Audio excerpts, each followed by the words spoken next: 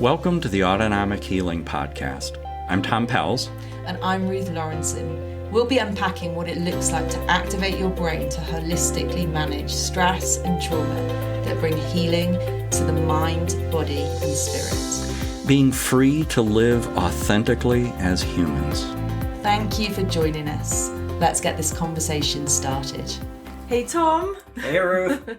We are going to talk today about this whole new space that we're going to have some conversations over, because we went right the way through rational intimacy. Enjoyed going through that in such detail. But one of the things that we'd love to kind of enter into, we talked about a tsunami of stress. We've talked about this whole other paradigm, rational intimacy. And now what we want to do is have some conversations around what it looks like to thrive instead of simply survive. And I think this is so relevant to so many people, because I think a lot of people feel like, the majority of their life they're surviving. And I think that there are, from a lot of what we've talked about before, but also some new angles, I think that there's these spaces we want to just really unpack. What does it look like to thrive? And today we're going to have this awesome episode. I can't wait. And it came up from some ideas that came from your recent trip to Mexico City. But we're going to look at some of the lessons of a hummingbird. And hummingbirds are very special to me. But I want to let you speak first and just share a little bit about what happened in Mexico City and just kind of where that idea came from. Okay. I love adventures. And my son reached out to me and said, "Dad, you want to go to Mexico City with me?" Absolutely. Had about 4 days and okay, I'm on my way. And when I travel and I do something like a very special trip, my tradition is to get a Christmas ornament that I can put on my Christmas tree. So at the end of the year, I'm reminded of these special moments and adventures and explorers. And so I'm always keeping my eye open. And I thought that trip to Mexico City would be a Christmas ornament worthy adventure. Absolutely. And so I had my eyes open for Christmas ornaments. And in the United States, there's lots of places, shops that you can buy Christmas ornaments. And that's a very traditional thing. In Mexico City, that's not really a thing. And Christmas trees, not. So I was in a market across the street and it was just a very traditional market with artisans. And I was just looking through and wondering, because I'd looked at a number of different shops and I couldn't find a Christmas ornament. And was walking past one of the stalls. And it was a woman who had crafted lots of things out of beads and that sort of thing. And I saw some hummingbirds, and they were just beautiful, very bright, very colorful. And I thought, that might make a good Christmas ornament. And then I saw that they had a little thing in Spanish, or a little writing thing. And my son had introduced me to a Google Translate app, and you take a picture of it and it translates it. Which is amazing, by the way. It's such a cool app. Yeah. But anyway, so it said in English, the English translation is "Why a colibri?" And that's the Spanish word for hummingbird. And this is what it says. The hummingbird symbolizes many concepts. The hummingbird is known as a messenger and guardian of time. It has meanings of love, joy, and beauty. The hummingbird is capable of flying backwards and teaches us that we can remember our past. However, this bird also teaches us that we should not dwell on our past, and we have to move forward. The hummingbird spends its time drinking nectar from flowers, which means we should savor every moment and appreciate the things we love.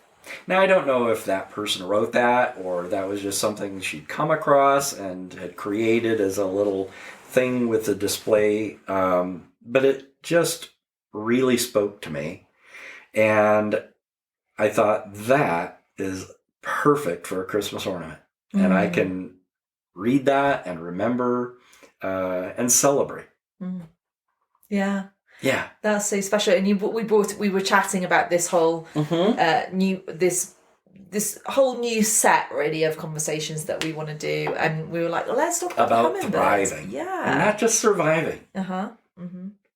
And hummingbirds, for me, it's really interesting that you know, I think that little description, and like, you know, you can Google hummingbirds and there's all sorts of descriptions, but I think one of the things that was really interesting about that was, I think the time thing was interesting, you know, and then also about being very present with the people you love, like enjoy the gifts that are present before you, you know, like enjoy the moments that you have. Yeah. And I think that's definitely worth unpacking.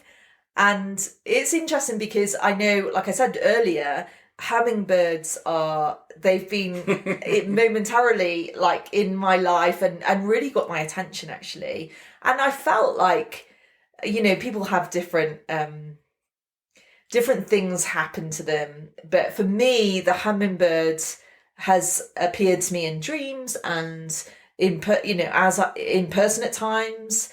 And they've always kind of made me think like there's something spiritual happening or something happening. I feel like I'm being spoken to by God or by, you know, there's something like, there's a messenger type thing happening whenever a hummingbird is in my dreams or or if I see one, or it makes me think, it makes me question a few things. And I actually wrote a poem, Tom, about a dream I had that a hummingbird was in. And it's the reason I bring it up is because actually there's some similar components to what you just said that really stuck out at me. So I was going to read the poem. Please. I don't know if you sure you want me to do that? Okay, the poem is called, I won't go into the dream, but the hummingbird was very present in this dream, and I wrote this poem really influenced by this dream that I'd had. And I talk about the hummingbird in the last stanza of this poem. But this poem is called Garden. And I wonder actually whether it describes the journey towards thriving, to a place where you can thrive. Garden. The grand house stands tall, covered in dust sheets, empty. Temptations to revive linger in the air. What we've known, maybe it can survive. But mirror reflections show the shifting wind has come. It hosted the greatest masquerade dance of them all. Celebrity twirling, distracting presence. Alluring performances, stunning the eyes, blinding. Darkness, dancing around in costumes. The show went on. The cracks they glimpsed paradise lost, a weeping Christ, a longing bride, burying the dreams of many, motions of uniformity, bred complacency. But then something died. We could hear the grief, like a boombox vibrating on the street, pulsating every part of the body. Resurrection is sound, change vibrating in the underground, getting louder. Time is here like a clock, waking us up to see. A garden is springing up for those who dare to feel its soil. Its tenderless is left to become a field of life for everyone. Earthy ground, simplicity, where unique purple flowers get to be free. Love welcomes all to come. The betrayed Christ has won. To be fully you, no need to run. Hummingbirds dance to prophetic beats, leaving their tags on old brick walls like bread trail clues, for those who choose to follow. This is the garden of the streets, where healing blooms, diversity grows, and friendship meets. Yeah. There you go. So what do you think about that? I love that. And the hummingbird is a wonderful introduction to thriving, not just surviving. I've been, and you know that I love to climb 14ers. I've seen them in the mountains, way up high. This is the central part of the United States, is their central migration route. They're the smallest bird that migrates. Wow. And they weigh less than a nickel. So if you're holding a nickel in your hand, hummingbird weighs less than that. And they migrate. And they travel from South America and Central America all the way up to nearly Canada, and then go back the other direction. And in this poem, the hummingbird symbolizes many concepts, is known as a messenger and guardian of time. And that is the one thing we all have together. And we each have time. What do we do with the time? I find that interesting because that was the one thing that was very present in that description that you wrote, and then it was in my poem as well. Yep. Time is here like a clock, waking us up to see the fact that we've got time. Yeah. So I thought that was interesting. And these things are very, they've been written completely separately. Yes. So yeah. So tell me more about that. So what is the importance of that in thriving time? Whether there is the tsunami, which wastes time, doesn't value time, doesn't see time as something precious. If you're in the tsunami of stress, time is an enemy.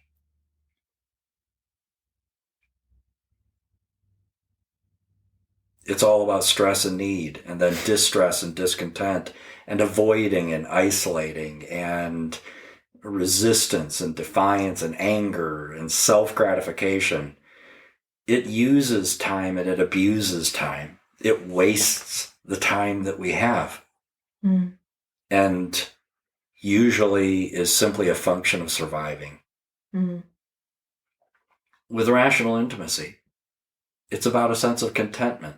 And yes, there is stress and need, but it's contentment and gifting and grace and engagement and connection and devotion and envisioning and rational intimacy, being present in these moments. Time is currency then. Time is a gift. And time is always passing. The hummingbird, known as a messenger and guardian of time. I love that. A guardian of time. And I think you're right. The tsunami of stress, there's something so sad about when, because time is so precious, when we waste it. And I think that's what happens when we're surviving or when we're in the tsunami of stress. There's a wasting of this gift of time. Or an enduring of it. Just enduring the passage of time. Stuck in the past. Or wishfully fantasizing about a different future. And in the tsunami of stress, this messenger and guardian of time, it has meanings of love, joy, and beauty. And when you're in the tsunami of stress, love, joy, and beauty are not things you're appreciating and valuing. Because when you're surviving, it's at a level where love and joy and beauty, what's that? Well, I think that you're so concerned about the threat, the perceived threat, that you're not able to see the love, joy, and beauty around you when you're, because it's so dominating, that perceived threat. But I think when you enter into, the paradigm of rational intimacy, it's like you can, It's all about that. yeah, and you can like look up and there are threats in rational Very intimacy. real. Yes. But I think they're not dominant. They might just be part of, but at the same time, you can see love, joy, and beauty Yes. in that space, Yep. And that invites you to be present. Love, Yeah. joy, and beauty are a very present experience. Yeah, and I think that there's something there, Tom, that is so key in this, about time and about, the luring of either being stuck in the past or the fantasizing over the future. And in some ways, the hummingbird represents, I love the word, the guardian of time, the one who looks after the preciousness of time. Because I think learning to be present with the time that we have is possibly one of those incredible gifts that allows us to thrive. And I certainly, and I've been aware of this in my own life because, and I've mentioned this to you before, but I'm at the heart of who I am. I'm a visionary, which has always been this kind of like, I've had this love-hate relationship with that gift in me, because whilst I'm able to, give me an idea, I'm able to like throw ideas left, right, and centre about what the next 5 years could look like from that idea. And I love the creativity that comes from that space. But the downside of that is that if I am not careful, I can live in the future and always miss the present. And I actually catch myself doing it even when I'm like picking up my kids from school. We have a 20-minute car ride. And so much of the time, I'm thinking, okay, I just need to get home so I can do. And then there have been these moments, honestly, where I've just caught myself doing that and thought, stay in enjoy this moment, because there could be conversation or there could be gifting in this moment. It's not just a transitioning through to get to the next thing. And when I've done that, Tom, it's been amazing. We've had I find myself relax and able to even engage with the conversation. I'm not trying to get over it. And then, my kids are like hilarious and, and then I'm able to kind of appreciate their sense of humor. And we have these little moments that if I hadn't have done that, I would have missed. Yeah. And so, this is a little example, but I think these are the choices all over, they're scattered all over our lives of, can we engage in the present? So I think that's key. And I love the fact that the hummingbird is this guardian of that. Yes. And related to being the guardian of time and the love and joy and beauty, the hummingbird is the only bird that's capable of flying backwards. Yeah. Isn't that crazy? It's fascinating. So what's all that about? Those rapidly, not frantically beating wings can shift so that it's pushing air forward or backwards. And the hummingbird is the only bird capable of flying backwards and teaches us that we can remember our past. To be present in this moment is to account for the significant things and the impact of the past, not to compromise being present in this moment, but to inform it. Especially where there's been trauma, what can often happen with the past is that it becomes so captivating that in the present, the past intrudes and distracts. Yeah. And then that's why, one of the reasons, we're not present in this moment. Yeah. Because we are so impacted by the past. And like that hummingbird flying backwards, we can remember our past. We can shift back into it. But there's this present moment, and then there's moving forward. Mm. And I think there's a difference there about remembering our past and appreciating what it was, for whatever that was, good, bad, to having our identity shaped now by the past. And I think that's the picture in my mind with the hummingbird. It can shift in, but it's not defined by the past at all. No. But it can remember, but then it very quickly it's present and future as well. And so I think that, there's such a need, I think, to unpack our past, unpack our stories.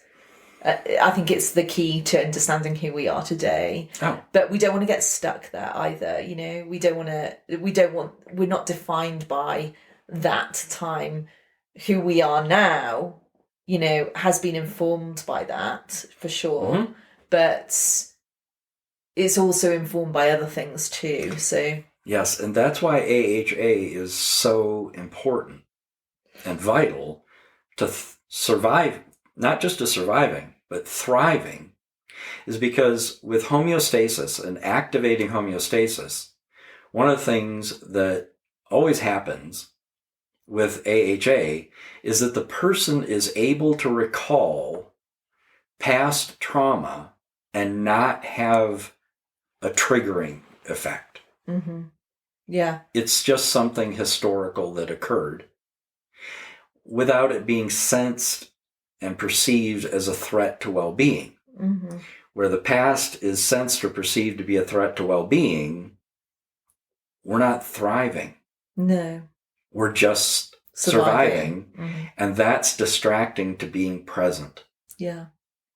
And that's the gift of homeostasis. So I think of the hummingbird like homeostasis. Mm. And we can remember our past. However, this bird also teaches us we should not dwell on our past, and we get to move forward. Mm. The present leading into the future. And then when the future, so here's the way that I've talked about it therapeutically. Mm. All there is the present. If you think about it. Yeah. All that exists is right now. Because the past is just that. Mm-hmm. It isn't now. It's the past. Sometimes it takes grieving to let it be the past and in the past. And if we don't grieve that, we can't move into the present. But no matter what, whether it's something to grieve, a loss, or a trauma, which is a loss, we get to be in the present. That can be informed by and is informed by the past. We've had experiences. They shape us. They inform our identity, our self-image, our self-esteem. And so the past is just that. We have the present. We are in the present. The present is all that there is. Mm. And we talk about the future and what's coming, but if you think about it, when the future occurs, it's not the future. It's the present. Yeah. It's the present. Mm-hmm. So all that ever is the present. Mm-hmm. So what is it then about I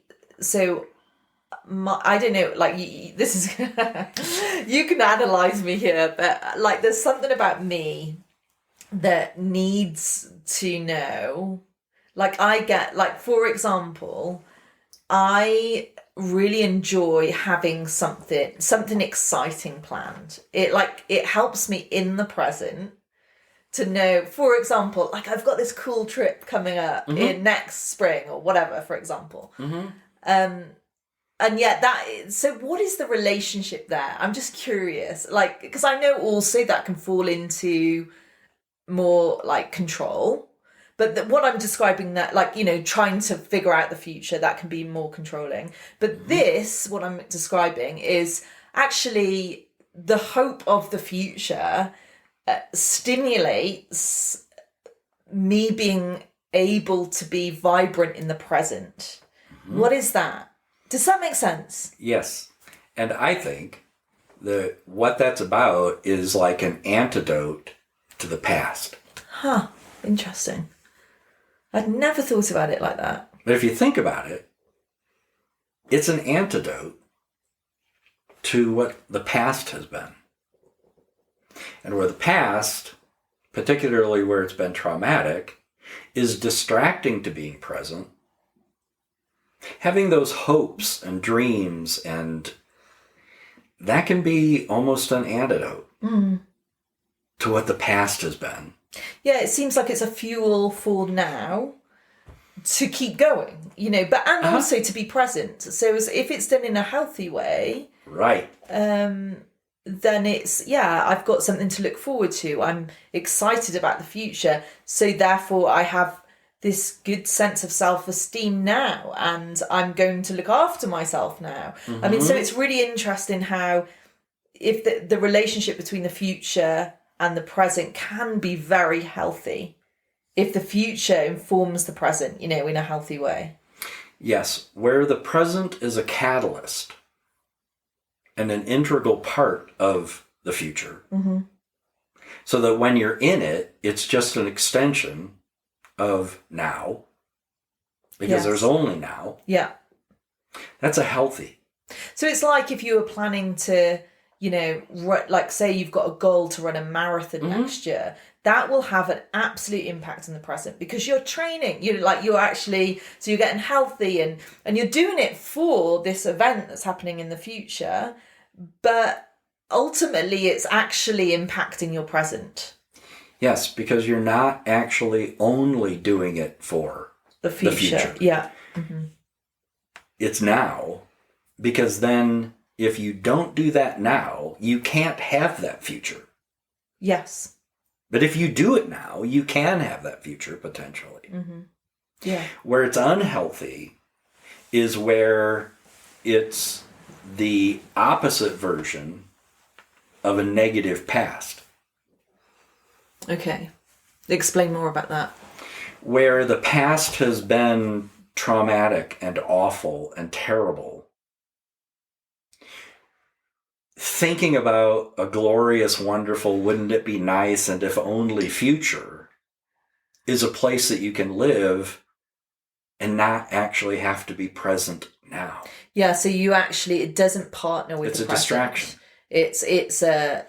It's almost a disassociation from the present to the future that isn't real. Yes. Then the poem goes on.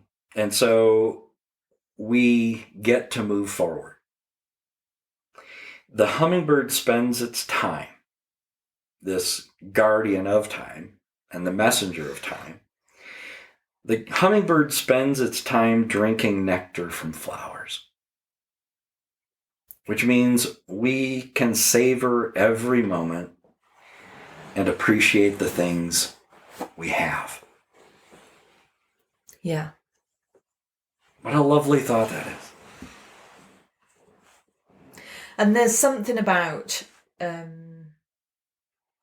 again, that's the wisdom of being in the present and being, I guess, certainly not living in the future, because there's something about being able to be grateful, to see the flowers in front of you, to taste, to take the time to just taste what's sweet and savor it, instead of, I think that being so focused on the future, or I guess like stuck in the past, you're unable to, even your senses are unable to enjoy those moments that you have presently. And so I think there's something, very very alluring about that, and it points to this kind of, for me, that is thriving, really, you know? Yes. So with the past being a trauma that you're trying to survive in the now, it's a distraction. And surviving now is time that you can't appreciate because you're just surviving it. You're enduring it. So why do people do that then? So I know I feel like I can identify. I feel like I've had times of my life where it's like, we all have. you know, actually things are difficult, but a day could happen within it, and actually it's full of joy. It potentially is full of joy, but I'm not able to access it because I'm swimming in the tsunami. So what is that? Like, do you know how? It's the carryover effect that leaves us stuck in the flight or fight response. Oh, okay. Yeah, that makes sense. We're either fleeing and avoiding the sensed or perceived threat, or we're trying to manage and control it.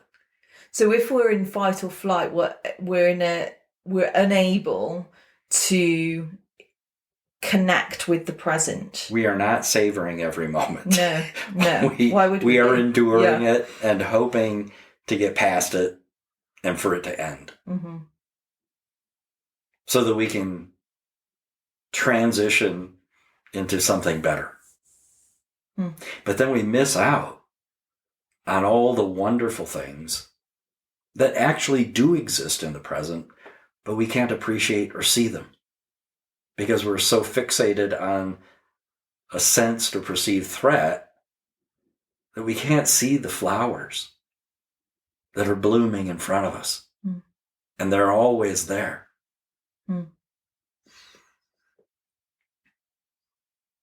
Yeah. That's the difference between thriving and surviving. Surviving is where flight or fight is the norm. That's typical. Thriving is where, yes, there is stress and need, but that's not sensed or perceived as a threat to well-being. Then we can thrive. And then we can smell the flowers. Savor the moment, drink the nectar. And I think that that's the ability to, is quite interesting, isn't it? Because when you're in fight and flight, you know, you're not able to see clearly what's in front of you. Yep. There are things present. Yeah, there are things in front of you that are gifts, and it stops you being able to access those things. Yep. So when it comes to survive or thrive, and let's choose thrive, because with homeostasis and being able to activate it, then it's not about flight or fight. So why a hummingbird when it comes to thriving? The hummingbird symbolizes many concepts. The hummingbird is known as a messenger and guardian of time. It has meanings of love and joy and beauty. The hummingbird is capable of flying backwards, the only one, and teaches us that we can remember our past. However, this bird also teaches us that we should not dwell on our past, and we have to move forward. The hummingbird spends its time drinking nectar from flowers, which means we should savor every moment and appreciate the things we love. Thriving and surviving have a commonality, and that's change. There's always change. Nothing ever stays the same.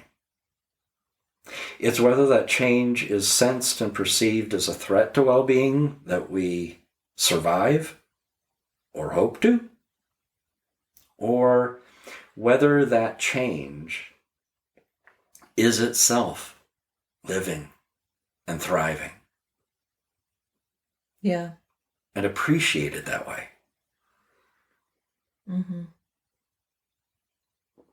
And that's such a big idea, change. We've talked about that before briefly, but I think it is I think it was one of the first episodes we recorded, but I remember you would say, change just is. Change just is. And it's so true. It just is. And actually people do see change as a threat. And yet also without change, we wouldn't have life. We wouldn't have excitement and adventure, and we need change. We need change. That is something that is an incredibly stimulating part of life. And so how we journey with change, how we partner with it is really key. That's the difference between thriving and surviving. Mm-hmm. Change is the constant. We all have time until there isn't, and then we're not present. Mm. But as long as we are, let's thrive. Yeah, love that, Tom.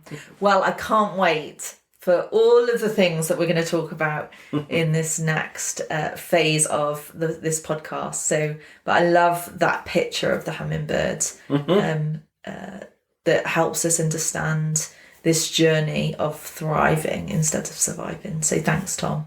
You're welcome.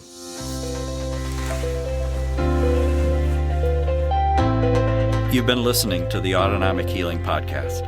Join us next time as we continue in our conversations with Tom. If you're interested in pursuing your own autonomic healing journey and want to find a practitioner, visit our website, innerworkings.org. See you at the next episode.